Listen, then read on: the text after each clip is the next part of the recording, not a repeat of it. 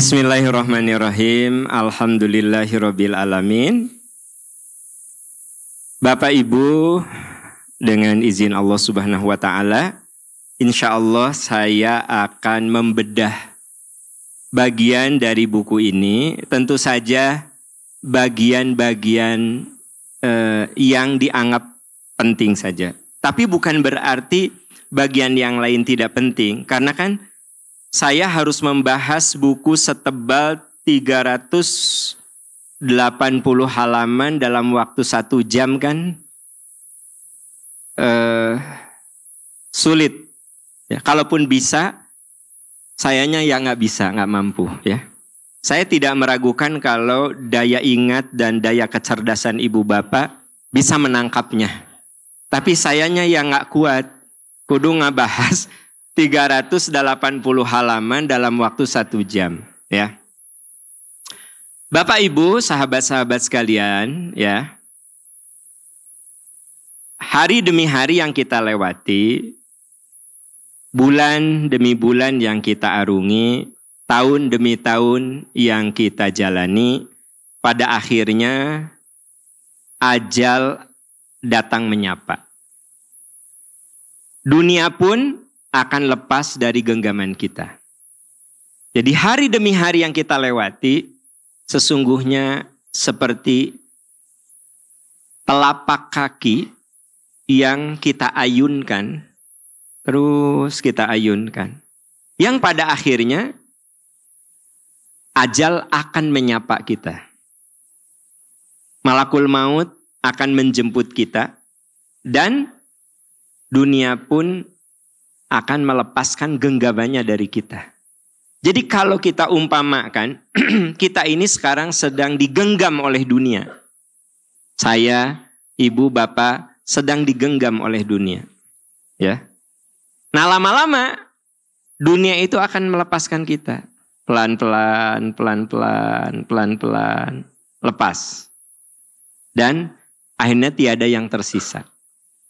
Yang tersisa hanya amal yang akan menjadi saksi dan bersaksi atas detik, menit, jam yang kita lewati. Jadi bayangkan bahwa dunia itu sedang menggenggam kita.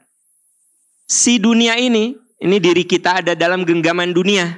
Ya, dia pelan-pelan membuka tangannya. Terus lepas pelan-pelan. Ya, akhirnya lepaslah kita dari genggaman. Semua tidak tersisa. Yang tersisa hanyalah amal. Hanya amal yang akan berbicara. Begitu. Nah, disinilah kita harus waspada. Benar-benar waspada. Masalahnya, dunia itu melepaskan kita dari genggamannya. Kita nggak tahu. Ada yang baru lahir udah dilepas. Ya. Ada yang udah lahir dilepasnya saat anak-anak. Ada yang dilepasnya saat remaja. Ada juga yang memang dilepasnya saat berusia senja. Jadi memang kita nggak tahu dunia yang menggenggam kita itu, saya dan ibu bapak tuh beda genggamannya. Ada yang sudah tinggal begini nih. Bray gitu. Siapa? Wallahu a'lam. Tapi ada juga yang masih kalem, masih begini. Si dunia itu. Ya. Tapi ingat loh. Menit demi menit, jam demi jam, dia tuh pelan-pelan buka gitu. Kalau bunga mah merekahnya pelan-pelan. Nanti begitu full, berarti lepaslah kita dari dunia. Lalu yang akan berbicara hanyalah amal kita. Maka amal kita itu nanti yang akan berbicara tentang diri kita saat kita sudah tidak ada. Kalau bapak menjadi suami yang telaten sama istri, sabar ngadepin istri, ya, sabar ngadepin anak, Pak. Sabar ngadepin ujian. Nah, ketika bapak lepas dari genggaman dunia, maka yang akan abadi dari bapak adalah amalan-amalan yang ditinggalkan. Apa kata istrinya? bapak kamu mah walaupun mamah sekieu galakna tara ngalawan. Bapak kamu sabar, tabah, walaupun mamah geus cerewet, bapak kamu mah cicing we. Cuma ngomong mohon, mohon, mohon. Bapak kamu mah najan sakit, dia memaksakan ibadah. Teu ogoan bapak kamu mah. Nah, bapak sudah wafat, yang berbicara itu amal. Ya. Gimana kalau yang bicaranya amal buruk? Alhamdulillah bapak kamu teh pondok umur. Da bapak kamu mah galak pisan atuh. Tepugah-puguh ngambek bapak kamu. Sok nggak jelas bapak kamu. Jeung peditna nauzubillah bapak kamu. Jeung bapak kamu mah bicara ente? Bicara. Ibu juga sama begitu. Ya. Ketika genggaman dunia itu terbuka dan kita meninggal, yang berbicara ya amal kita. Teteh, kamu kalau jadi ibu, contoh ibu kamu. Ibu kamu mah sabar, tabah. Ya. Uyuhan kuat ngadepin bapak. Ibu kamu mah hebat. Padahal hidup seret, tapi tara ngeluh ibu kamu. Ibu kamu mah rajin ibadahna. Komo ka MPI mah tara absen si mamah. Ya, batuk pilek, ngoronang ge datang ke MPI. Ibu kamu mah. Nah, pertanyaannya, ibu udah meninggal, tapi yang berbicara itu amal kita. Jadi pada akhirnya Bapak Ibu, saat diri kita lepas dari genggaman dunia, gitu, yang berbicara itu ya amal. Makanya manusia itu harus meninggalkan lukisan yang indah. Lukisan indah itu ya dengan amalan soleh. Amalan soleh. Di dalam surat Al-A'raf ayat 34, ternyata, surat apa? Ayat 34, tiada penundaan maupun percepatan. Kematian itu nggak bisa ditunda, nggak bisa dipercepat. Walikulli ummatin ajalun. Setiap umat mempunyai ajal, ada batas waktu. Fa idza jaa ajaluhum, bila ajalnya tiba, la yastakhiruna sa'atan wa la yastaqdimun. Mereka tidak dapat meminta penundaan ataupun percepatan sesaat pun. Ya. Saatan itu waktu terkecil, satuan waktu terkecil. Jadi ternyata boro-boro sejam 2 jam, 1 detik 2 detik pun kematian mah tidak bisa dipercepat, tidak bisa diperlambat. Ya. Karena itu kita harus selalu waspada. Kenapa? Karena dia tidak pernah melihat keadaan kita. Bapak Ibu, ada yang akan mengisi rumahnya yang dia cita-citakan. Ya.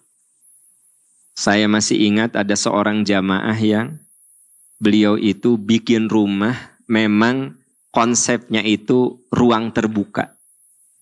Dia bilang, Pak Am, saya bikin rumah ini biar pengajian keluarga besar di sini, pengajian RW di sini, pengajian alumni di sini. Saya mah tos niat ini rumah teh untuk pengajian. Jadi memang bukaan-bukaannya itu Bu, udah mah rumahnya gede. Jadi kalau dibuka ininya teh langsung kolam renang. Kan ibu mah susukan, ini mah kolam renang. Kan? Atau iya mah kolam renang.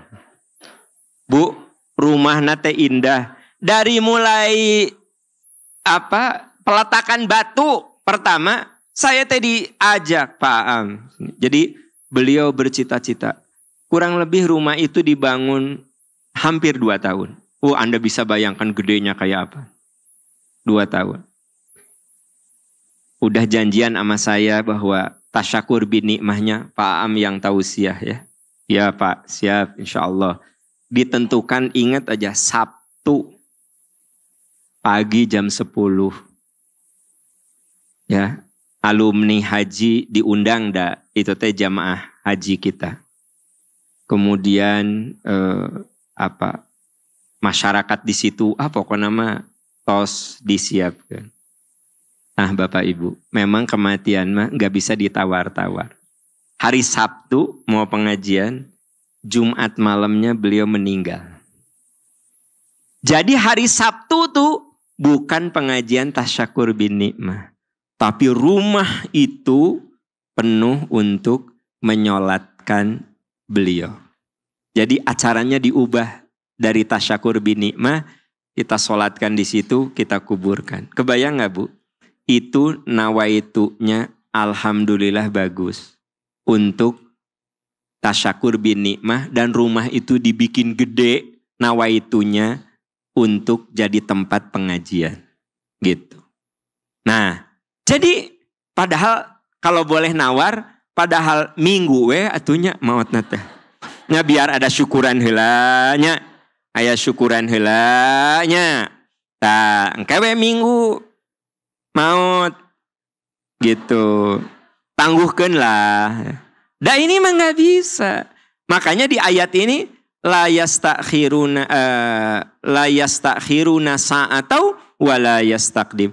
Mereka tidak dapat meminta penundaan ataupun percepatan sesaat pun. Sesaat pun. Ya. Ada mahasiswa saya itu, dia datang nganterin kartu undangan. Mau nikah. Kalau nggak salah nikahnya hari Minggu. Dia nganterin undangan. Dulu mah belum ada undangan digital gitu. Nah, walaupun ada undangan digital, ke orang yang kepada sesepuh mah adabnya kasih gitu. Ya, tongku WA.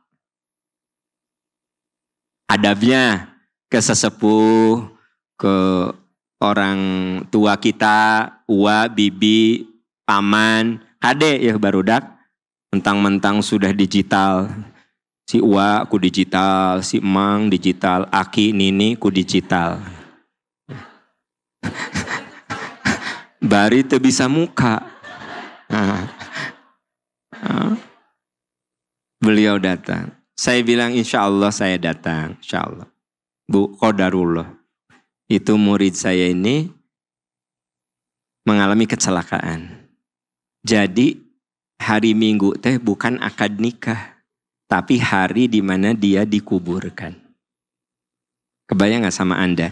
Memang kematian mah tidak bisa dikonsultasikan, tidak bisa dinegosiasikan, tidak bisa diobrolkan untuk ditangguhkan, gitu. Ya. Nah, ini membuat kita harus sadar bahwa harus waspada tuh. Ya, harus waspada. Kemudian Ibu Bapak, ternyata kematian itu satu tidak bisa ditangguhkan, tidak bisa dipercepat. Oh, yang suka jadi pertanyaan dari ayat ini, Pak Am bagaimana yang bunuh diri? Orang yang bunuh diri, kalau belum waktunya dia nggak akan mati.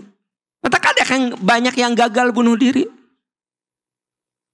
Kunaon Pak, eta kaki pincet gitu. Ya abdi teh cenah bunuh diri di lantai 2, ragrag. Kalah kaki patah. Jadi we cacat kakina. Nawaitunya apa? Ya, alhamdulillah teu jadi maut. Nah setelah sadar gitu mah, kumaha niat teu maut. Cenah wios kaki buntung oge.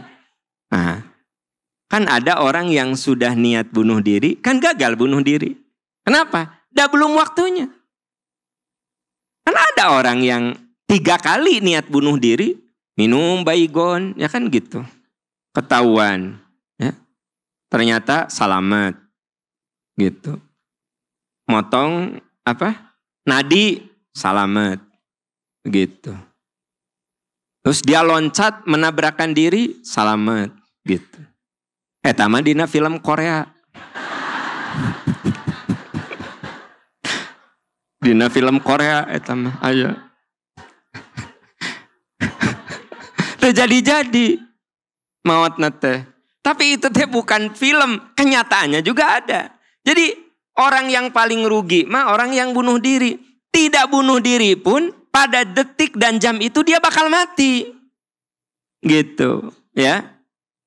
Bapak Ibu, intinya adalah kematian itu tidak bisa ditunda, tidak bisa dipercepat. Walaupun dia itu berada di situasi paling gawat, kalau dia harus selamat, ya selamat. Waktu tsunami Aceh, beberapa tahun, 5 apa 7, 8 tahun setelah tsunami Aceh, saya ceramah di Aceh. Dijemput di bandara. Saya ngobrol sama yang jemput deh. Bapak asli dari Aceh? Iya Pak. Waktu kejadian tsunami gimana? Wah Pak Ustadz, seluruh saudara saya meninggal.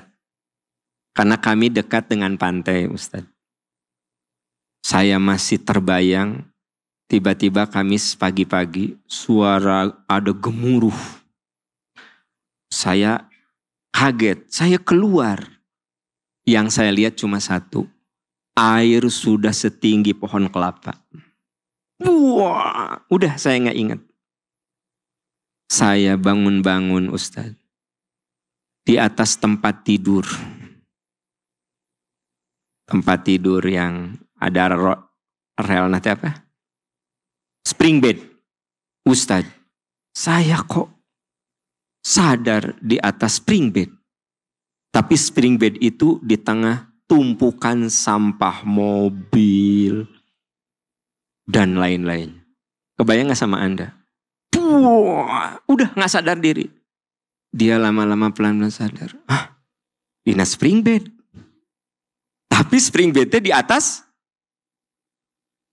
sampah. Sampah nate aya mobil, aya motor, aya parahu.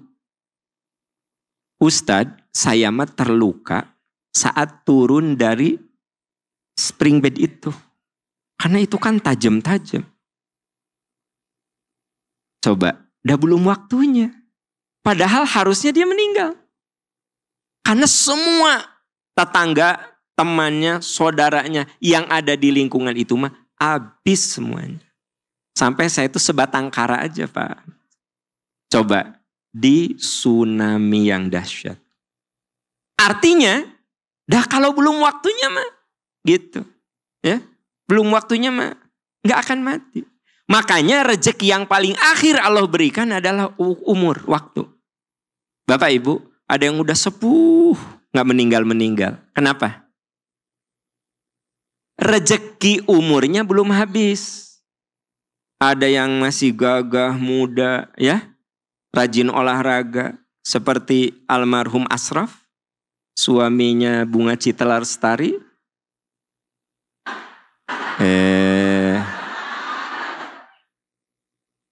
Siri ke Anda mah. Nah, teman-teman, kalau kita lihat penampilan badannya bagus, rajin olahraga, makanannya clean. Jeung suami ibu mah Ashraf teh jauh. Suami ibu mah maaf perutnya lebih besar dari badannya. Segala penyakit ada. Almarhum Ashraf mah sehat, jag kuat, ganteng. Cek saya jauh lah dengan suami ibu mah. Tong dibandingkan malah jadi nyeri hati. Bu, kan kita semua terkaget-kaget. Istrinya saja terkaget-kaget. Dia keluar dari kamar mandi, sebelum masuk ke kamar mandi masih ngobrol gitu. Pas keluar kamar mandi sudah meninggal. Artinya apa? Ada orang yang sudah uzur, sepuh. Kalau rezeki umurnya ada, dia akan hidup. Tapi walaupun masih muda, gagah, sehat, kalau rezeki umurnya sudah habis, ya udahan. Gitu ya. Nah, karena itu Bapak Ibu, kita semua tidak bisa lari darinya. Nggak bisa. Ini dijelaskan di surat Al-Jumu'ah ayat 8. Surat apa? Al-Jumu'ah ayat 8. Surat ke-62 ayat 8. Qul innal mautalladzi tafirruna minhu fa innahu mulaqikum thumma turadduna ila alimil ghaibi wasyahadati fayunabbiukum bima kuntum ta'malun. Ditemukan, Bu? Nah, ya. Surat ke-62 ayat, katakan, sesungguhnya kematian yang kamu hindari pasti menemuimu. Jadi kita ini pasti menghindari kematian. Kenapa Ibu kalau nyebrang lihat kiri kanan? Kenapa? Menghindari kematian. Ayah truk tahan. Gitu. Ayah angkot cicing ibu kalah. Karena Anda menghindari nggak ada. Ing mah yang paeh we. Nah itu. Kata mah bunuh diri. Katakan sesungguhnya kematian yang kamu hindari pasti akan menemuimu.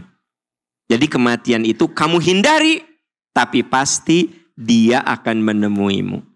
Persoalannya bukan hanya menemui, kemudian tsumma turadduna ila alimil ghaibi wasyahadah. Kemudian kamu akan dikembalikan kepada Allah yang mengetahui hal gaib dan nyata. Jadi persoalannya bukan sekedar mati, kamu akan dikembalikan kepada Allah yang maha mengetahui masalah gaib dan nyata. Lalu, nah ini lebih mengerikan lagi. Fayunabbiukum bima kuntum ta'malun. Lalu Allah akan beritakan kepadamu apa saja yang sudah kamu kerjakan. Nah matak Bu, kita harus meninggalkan lukisan indah dengan amalan. Kita ini orientasinya sudah jangan ingin dinilai orang. Ibu kalau masak aja. Suami bilang alhamdulillah enak, alhamdulillah. Suami ibu mah tara komen. Makan. Sugan makasih mah no komen. Enak Pak? Teuing gitu. Kumaha ayah enak teuingnya lah. Teuing enak, teuing teu. Ibu, kalau suami ibu kayak gitu, ibu tetap masak. Kenapa? Karena fayunabbiukum bima kuntum ta'malun. Allah akan kabarkan, beritakan apa saja yang kamu lakukan. Suami ibu tidak pernah menghargai masakan ibu. Ibu mencoba menata diri dandan karena katanya wanita solehah itu in ro'aitaha sarrotka. Kalau suami memandang enak dilihat. Ibu mencoba tiap suami pulang, ibu mandi, ibu pakai baju yang layak. Bahkan ibu ya dandan, datara komen. Lempeng we gitu. Hare-hare. Ibu jangan gini, percuma aing dandan. Ibu tidak percuma, ibu dapat pahala. Allah akan beritakan apa yang telah kamu kerjakan. Bagaimana jam 5 ibu berusaha mandi, ibu berusaha nyisir, ibu berusaha cari baju yang layak, yang enak dilihat. Ibu berusaha cari odok lonyo supaya harum ya. Ibu berusaha ya, ini minyak wangi, terserah merek nama ya kan. Nah, ibu 15 tahun rumah tangga, ibu melakukan itu. Enggak pernah satu patah kata pun mengatakan, mama meni bersih. Teu nyebut gelis gitu, nah naon lah dah memang hentenya. Minimal mama meni gelis, mama meni rapi, mama meni harum. Ya, suamimu enggak pernah terucap begitu. Tapi sayang dengar, lakukan saja. Fayunabbiukum bima kuntum. Allah akan beritakan kepadamu apa yang kamu kerjakan. Bapak, lakukan apapun ya. Kalau istri bapak pulang dari kantor, nileles gawe sakit tuge. Nah, bapak di kantor pulang juga capek gitu kan? Gawe sakit tuh menileles. Padahal benar Pak, bapak teh capeknya. Bapak terus aja bekerja. Kenapa? Allah akan memberitakan apa yang kamu kerjakan. Jadi kalau orientasi kita itu sudah orientasi pada keyakinan, Allah yang akan memberitakan apa yang kamu kerjakan. Maka pujian tidak membuat kita lupa diri, makian tidak membuat kita berhenti. Ibu bapak, ada orang yang tetap datang ke percikan iman walaupun sudah dikatakan naon tebih-tebih.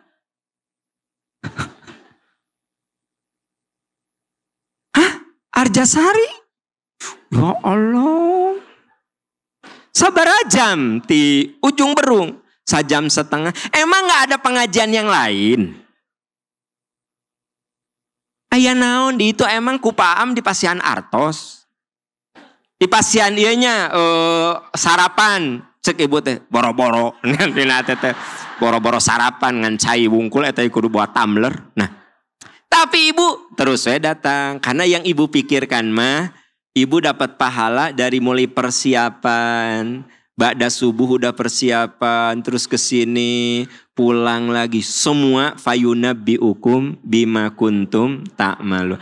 Allah akan ceritakan apa saja yang kamu kerjakan. Ah bu, pak, kalau udah gitu, hidup kita teh gimana ya? Lebih bermakna gitu loh. Susah tapi bermakna. Sedih tapi bermakna. Menderita tapi bermakna. Semua akan dilewati dengan baik. Dan kalau kita fokusnya kepada amal, percayalah. Setelah kita tiada, orang akan membicarakan amal-amal kita. Gitu ya. Ibu bapak, ada orang yang ada istilah firasat kematian. Ya, firasat kematian. Di dalam psikologi disebut dengan premonition of death. Jadi perasaan yang tidak dapat dijelaskan secara logis bahwa kematian itu akan datang dalam waktu dekat. Ibu bapak, suka ada nggak orang yang tiba-tiba ngomong A, B, C, D. Oh pantesan gitu. Paham bu, Pak? Jangan jauh-jauh lah. Kemarin ibu saya sebelum jalan kaki, kan kebiasaannya jalan kaki. Ibu saya mah bilangnya sport. Menuju naon biasa we sport. Bu, sport. Baik, da ieu mah cek almarhumah ibu saya, emak sport. Anda sport, Anda iya mah aku ngomongkan emak sport. Biasa we sport. Sportnya merenan olahraga jalan. Tah, enggak biasanya. Keluar rumah, ujug-ujug di pagar, yaitu katanya tangannya gini. Ningali mangga. Kayak barudak ka dieu teh. Ieu teh can asak. Nanti kalau anak-anak kesini, ini belum matang. Ya adik saya mikir, biasanya ngarumpul lebaran. Itu mau dihubung-hubungkan disebut dengan firasat kematian.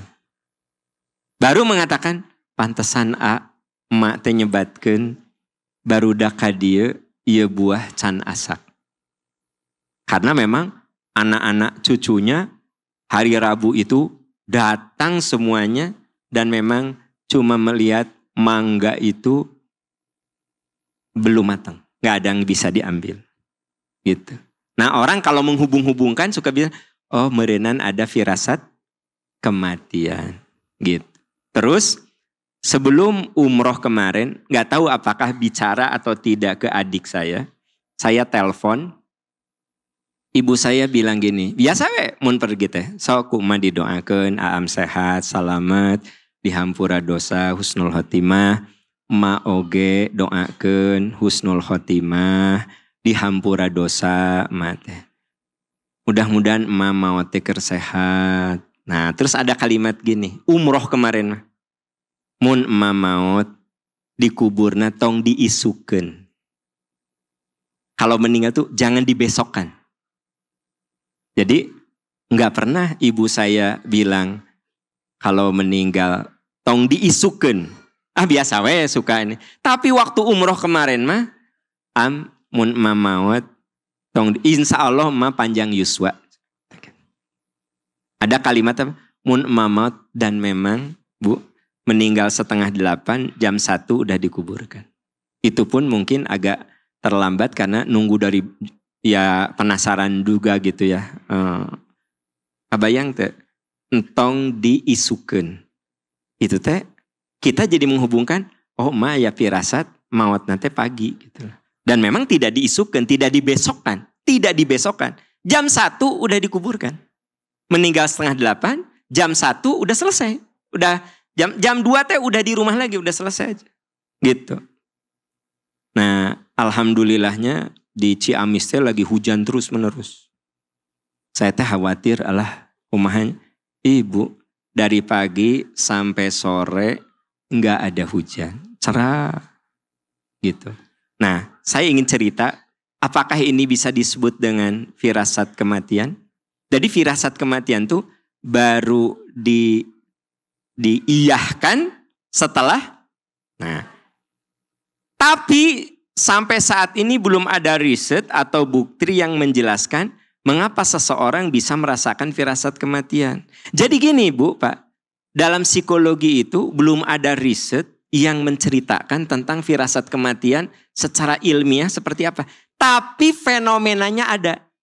Ada nggak di antara Bapak Ibu yang punya suami, istri, atau apa yang? Nah, saya punya teman. Ini ceritanya waktu saya masih umur 30-an. Ya. Masih muda. Nggak kayak begini perutnya. Masih rata. Ya. Sekarang nggak parah-parah banget sih. Tapi maksud saya masih rata. Itu teman olahraga. Teman olahraga. Hari Sabtu masih ketemu saya olahraga. Hari Minggunya meninggal. Masih 30-an. Jadi meninggal teh hari Minggu cuci motor. Lagi cuci motor. Udah cuci motor. Terus apa? Sarapan. Pas sarapan kesedak. Meninggal Bu. Kesedak. Tapi cenah meninggalnya intinya bukan kesedaknya. Mungkin ada serangan jantung. Tapi umurnya masih 30-an. Ya seksege. Teman saya olahraga. Hari Sabtu ketemu saya olahraga. Hari Minggunya meninggal. Saya takziah. Apa kata istrinya? Pak Aam. Sebenarnya kami baru pulang dari Singapura. Suami saya teh tiba-tiba gini. Mah. Piknik ke Singapurnya minggu depan aja. Kan kata ayah, hari libur, nanti waktu libur. Dipercepat we. Saya teh ikut we. Jadi anak-anak bolos. Ya bolos lah paling sehari. Hari anda makan piknik teh ke Garutnya, ke Kawah Darajat kan gitu. Untuk kudu persiapan tehnya, anda mah Kawah Darajat gitu kan. Nah, hari teman saya mah ke Singapura tah. Ya. Kata suaminya teh, ya udah aku pesen tiket hotel gitu kan. Dah dulu mah nggak kayak sekarang bisa online atau kudu ka travel. Pak Bu, jadi dia bilang, Pak Am, minggu kemarin teh saya baru pulang sama anak-anak dari Singapura. Karena suami saya teh ingin mempercepat. Udah begitu, suami saya bilang gini, Mah, anak-anak sudah aku asuransikan pendidikannya sampai sarjana. Jadi anak-anak teh 2, masih kecil-kecil. Sudah asuransikan untuk bisa sekolah sampai sarjana. Kebayang gak Pak Am? Itu teh isyarat apa ya? Kok suami saya teh piknik dipercepat? Terus nyediakin asuransi pendidikan untuk anak-anak sampai sarjana. Dan ternyata minggu ini dia dipanggil Pak. Bari nangis si istilahnya. Nah Bu, ini kan semacam isyarat. Firasat. Tapi ternyata dalam psikologi ini pembuktiannya susah. Tapi kenyataannya ada nggak? Ada. Ada. Ada. Ada seorang istri yang, ayah, kalau mama nggak ada, ayah mau nikah lagi nggak? Kersehat. Nah si suaminya kan nggak mau ini teh nguji apa-apa. Bapak sok hati-hati kalau ada pertanyaan gitu ya. Iya teh nguji apa mau mempersilahkan? Ayah, mau mamah meninggal, ayah mau nikah lagi nggak? Temen saya teh bilang, saran mamah gimana? Kan katanya gini, kalau mamah meninggal, ini mereka masih muda. Si suaminya 40, istrinya 35-an gitu. Jadi, dan si istrinya tuh tidak ada tanda-tanda mati. Ya 35 mah seger Pak, meren. Kecuali mun istri bapak geus genep 5 ngomong gitu. Bapak 85 kan gitu. Kan, istri bapak 65, bapak 85. Mun mamah maut, ayah nikah deui moal. Nah, eta mah kan jawabannya apa ya lah, bisa ngarang gitu kan. Ini mah istrina 35, suamina 40. Dan istrina itu tidak sedang apa ya, terceritakan sakit apa. Itu obrolan biasa gini lah gitu. Ayah mun mamah meninggal, ayah mau nikah lagi enggak? Si suami teh kan kalau ada pertanyaan gini memang hati-hati banget. Salah ngomong bisa meledak. Ya enggak? Untung teman saya ini kan dosen, jadi dia belajar filsafat. Jika namun bukan dosen mah, wah udah. Jawaban saya begini katanya. Kata teman saya, ya saran mamah gimana? Kan katanya kalau mamah meninggal, ayah mau nikah lagi enggak? Ya saran mamah gimana? Saya teh untung jawabnya gitu. Jadi saya sekarang mantep nikah deui. Karena sesuai saran. Apa kata istrinya? Ayah harus nikah lagi. Karena ayah masih muda 40. Tapi carilah orang yang menurut ayah lebih soleh dari mama. Lebih baik dari mama. Akan sayang sama anak-anak. Itu saran mama. Atuh Pak, Bu, 2 hari kemudian si istrinya meninggal dalam keadaan tidur tidak bangun lagi. Maaf, kejadiannya seperti Ibu Marisa Haque. Tidur, tidak bangun lagi. Dan Ibu Marisa Haque juga kan kata keluarganya sebenarnya tidak sedang sakit. Ya, hanya Ibu Marisa mau usia 61, ini mah usia 35. Kebayang gak sama Anda? 2 hari kemudian istrinya tidur tidak bangun lagi. Tapi apa omongan? Mun mamah meninggal, ayah mau nikah lagi enggak? Teman saya bilang, saran mamah apa? Dah dosen matak. Mun bukan dosen, geus lah. Jadi dia belajar dasar-dasar filsafatnya benar. Mun ada pertanyaan gitu, balik supaya dia yang membuat pernyataan, bukan kita. Saya juga kalau istri saya nanya gitu akan melakukan hal yang sama.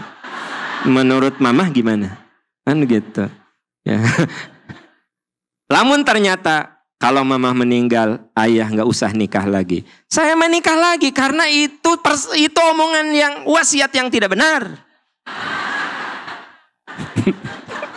Kan wasiat kalau benar kudu dilaksanakan. Kalau tidak benar, tak usah dilaksanakan. Ya, Bu, saya ingin cerita sama Anda. Jadi dalam psikologi itu belum ada riset yang begitu kuat tentang firasat kematian. Tapi sejumlah pengalaman menunjukkan ada fenomena itu. Tapi bagaimana itu dirumuskan dalam sebuah skala ilmiah? Nah ini yang rada susah. Kenapa? Karena harus mewawancarai orang yang sudah wafat. Itu masalahnya. Kita hanya bisa mewawancarai orang yang hidup.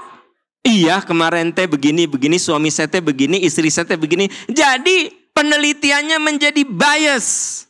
Kenapa? Karena pelakunya nggak bisa diwawancara. Itu masalahnya.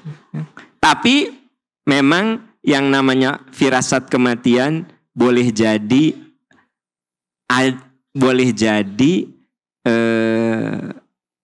ada.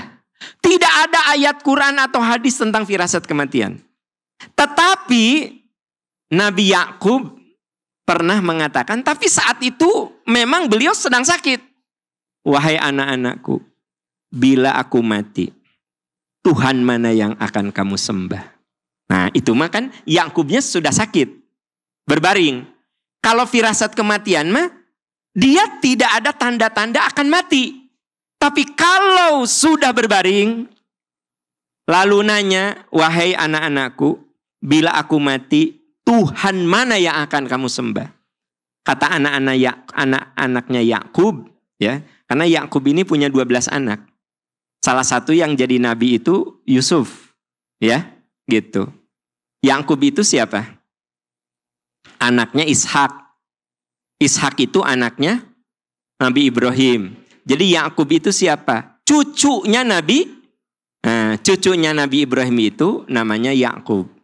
Nabi Ibrahim punya anak dari bunda Sarah, yaitu Ishak. Ishak punya anak. Yakub ini punya 12 anak. Begitu beliau merasakan tanda-tanda kematian, nah itu mah tidak disebut dengan isyarat firasat, karena memang tanda kematian sudah ada. Nah gitu, ya. Makanya para ulama mengatakan bahwa sakit itu terasnya kematian. Bapak Ibu, kalau lagi sakit banyak minta maaf, ya. Kenapa? Karena keumuman orang meninggal itu dimulai dengan sakit. Nah Yakub itu memberikan nasihat, wahai anak-anakku, kalau aku mati, Tuhan mana yang akan kamu sembah? Kata anak-anaknya, tentu saja Tuhan engkau wahai ayahku, Tuhannya Ishak dan Tuhannya Ibrahim, nenek moyang kami. Maksudnya Allah Subhanahu wa taala, gitu. Nah, Ibu, tapi yang bicara tentang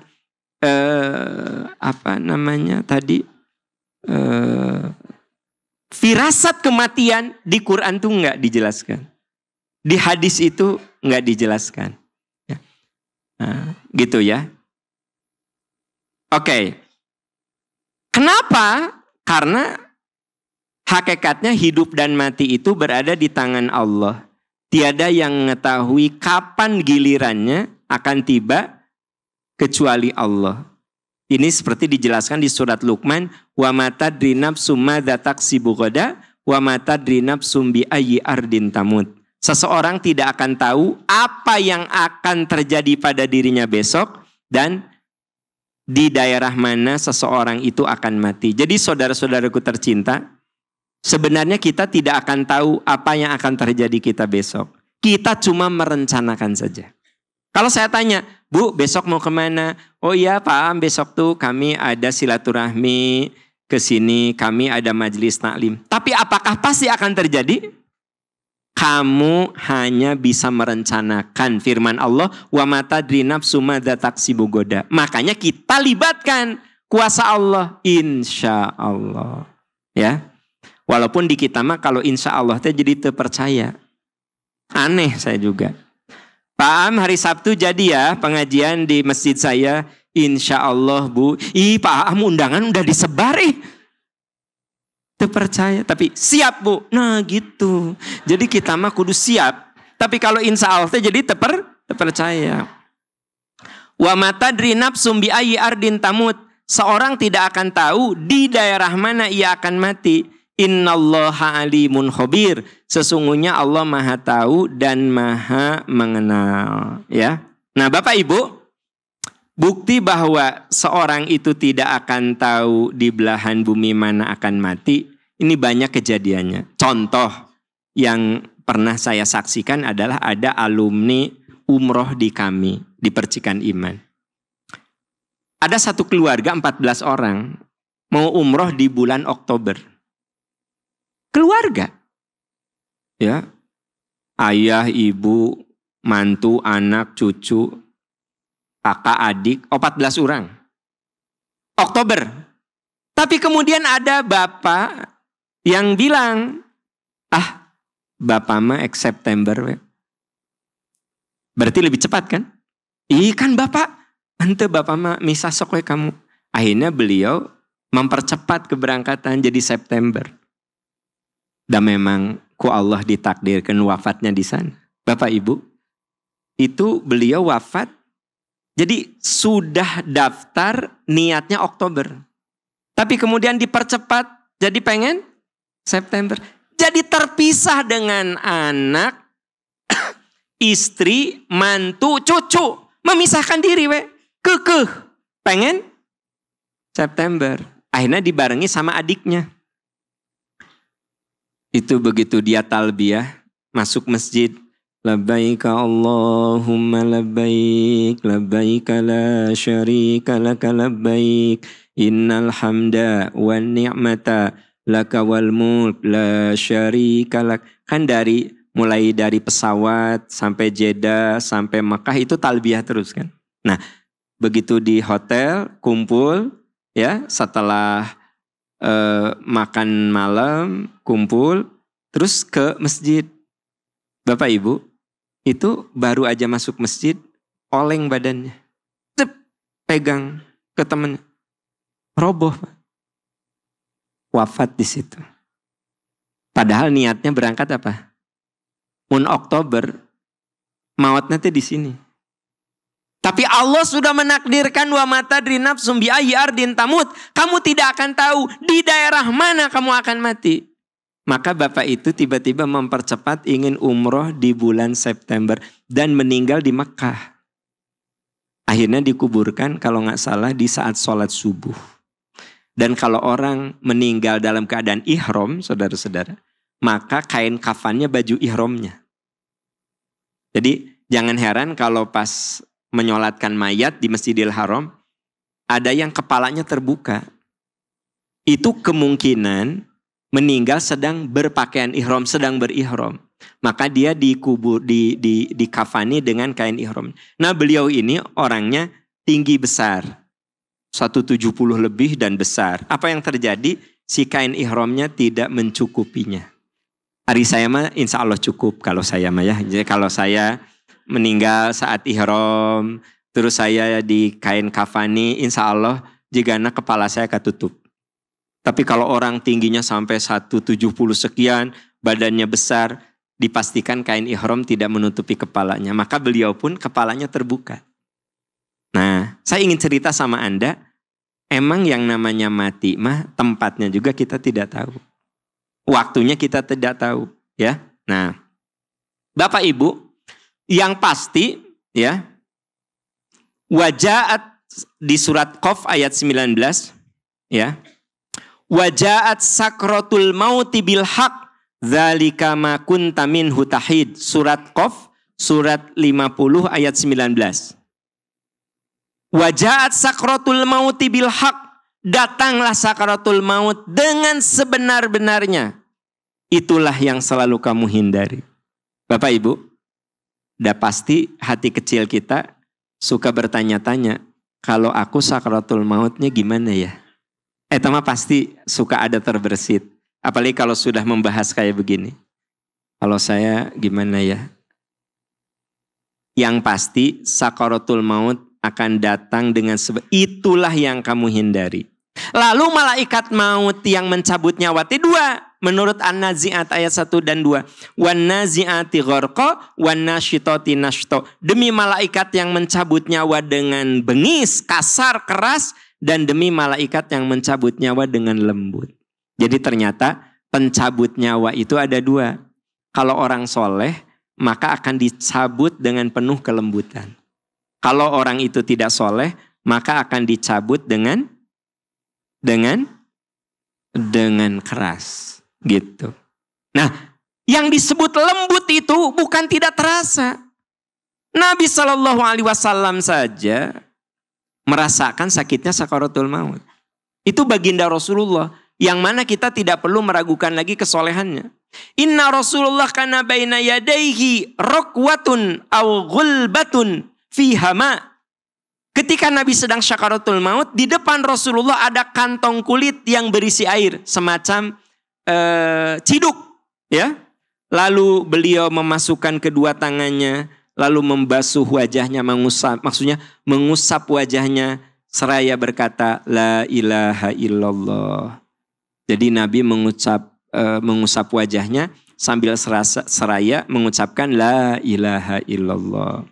Innalil mauti sakaratin. Kata Nabi SAW, sesungguhnya kematian itu diiringi rasa sakit sakaratul maut.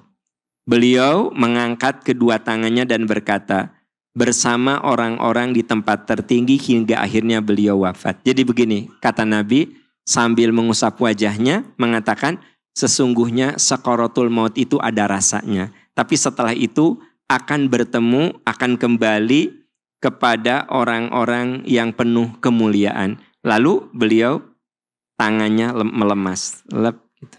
Jadi Bapak Ibu, Nabi itu sakaratul mautnya singkat. Nabi itu sakaratul mautnya singkat. Karena beliau mengucapkan la ilaha illallah, kemudian la ilaha mengangkat tangannya, sudah aja. Gitu. Makanya di antara kematian yang indah itu salah satunya adalah sakaratul maut yang singkat, kemudian dalam keadaan mengucapkan la ilaha illallah. Ya. Nah, Bapak Ibu, saudara-saudaraku tercinta, maka tugas kita adalah bagaimana menciptakan amalan-amalan yang akan jadi peluang. Karena Nabi mengatakan, innamal a'malu bi khawatimiha. Sesungguhnya setiap amal itu bergantung kepada akhirnya. Jadi maksudnya begini, kalau orang itu ahli ibadah, kemungkinan meninggalnya sedang ibadah. Kalau orang itu suka mabuk, ya, judi, maka kemungkinan dia meninggalnya dalam keadaan mabuk dan judi. Kalau orang rajin duha, tahajud, baca Quran, maka kemungkinan peluangnya. Jadi gini, kita ini dalam hidup menciptakan peluang. Mun ibu bapak rajin ke pengajian, ya, maka peluang meninggal di pengajian atau pulang dari pengajian atau niat ngaji itu lebih besar. Mun ibu rutin tiap hari senam, maka kemungkinan meninggal itu sedang senam, setelah senam, atau akan senam. Paham maksud saya, Bu? Nah, jadi ternyata kata Nabi, innamal a'malu bi khawatimiha. Seseorang itu, setiap amal itu bergantung pada akhirnya. Maksudnya gini, peluang orang itu mati dalam keadaan apa tergantung kebiasaan hari-harinya apa, gitu loh. Paham, Bu, Pak? Nah, kalau kita ini membiasakan hari-hari kita dengan sesuatu yang Allah ridho, maka peluang meninggalnya dalam keadaan Allah ridho. Tapi kalau kebiasaan kita hari-harinya itu jauh dari agama, ya, maksiat dan dosa dijalani, maka peluangnya seperti itu.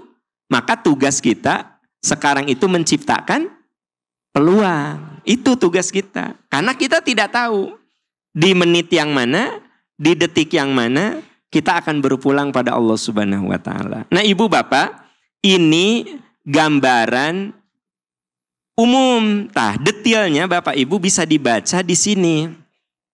Ya. Bisa dibaca di sini. Cuma ada 8 bab saja. Memang rada gaya ya teh aya the journey, before destination, last time, homecoming, the signs, afterlife. Ya atuh ameh rada gaya we ya. Our future. Nah, dan ujungnya itu our future. Yaumul kiamah, yaumul ba'as, padang mahsyar. Ya, mungkin saja beberapa bagian akan kita bahas dari buku ini. Ya, gitu. Bapak Ibu, itu yang kita singgung adalah tentang last time. Sebenarnya yang saya bahas tadi bab 3, ya, last time. Nanti ada home becoming, agar kepulangan indah. nanti ada the signs, tanda-tanda husnul, ada afterlife, singgah di alam kubur. Nah, di alam kubur itu seperti apa? Nanti akan kita bahas juga. Sehingga kalau ibu ke sana bilang gini, oh ini yang dijelaskan. Kan? Gitu. Oh ini yang dijelaskan di MPI. Nah, gitu ya. Nanti afterlife, singgah dia. Lalu ya, amalan-amalan penyelamat apa gitu ya. Nah, jadi paling tidak ibu gak terlalu kaget karena pernah dibahas. Jadi begitu bicara tentang afterlife, ya singgah di alam kubur, oh iya benar. Ya Allah, untung aku ikut MPI. Nah, gitu. Ya. Ibu bapak, mari kita tundukkan kepala kita, hati kita. Kita akhiri dengan doa. Ya, seiring dengan kita tak terasa sudah 25 tahun ibu bapak membersamai dakwah. Dan kemudian hari ini kita berbagi buku menyambut kematian yang indah. Allahumma inni as'aluka bi anni ashhadu annaka antallah. La ilaha illa antal ahadus somadul ladzi lam yalid wa lam yulad wa lam yakul lahu kufuwan ahad. Ya Rahman, Ya Rahim, Ya Aziz, Ya Hakim, Ya Ghafurur Rahim. Ya Allah yang maha tahu, Ya Allah Engkau maha tahu segala dosa dan kemaksiatan kami. Tidak ada yang tersembunyi darimu ya Rabb. Ya Allah kami mohon, ampuni segala kehilapan kami, maafkan segala kekeliruan kami. Ampuni ya Allah, karena tidak ada yang bisa mengampuni dosa kesalahan kami kecuali Engkau ya Allah. Rahmati kami ya Rabb, karena tidak ada yang bisa memberikan rahmat dan kasih sayang kecuali Engkau ya Allah. Ya Allah, bimbing kami semua dengan cinta-Mu, dengan rahmat-Mu, sehingga kami merasa nikmat di jalan kebenaran dan kebaikan. Ya Allah yang maha pemurah, maha penyayang, ampuni dosa dan kesalahan kedua orang tua kami ya Allah.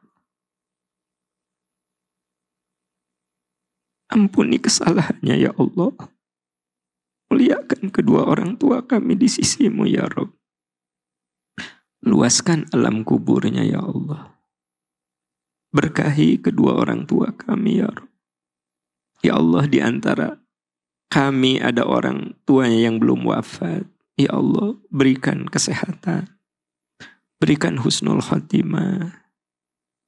Jadikan kami orang-orang yang selalu berbakti kepada kedua orang tua kami.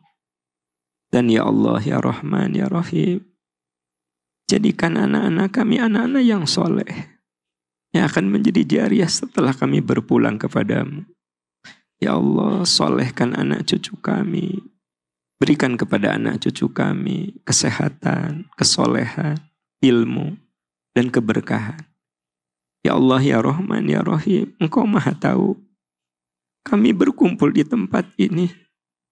Tidak ada yang menggerakkan hati kami, kecuali kami ingin diridhoi oleh Engkau ya Allah. Ya Allah, ampuni dosa kami.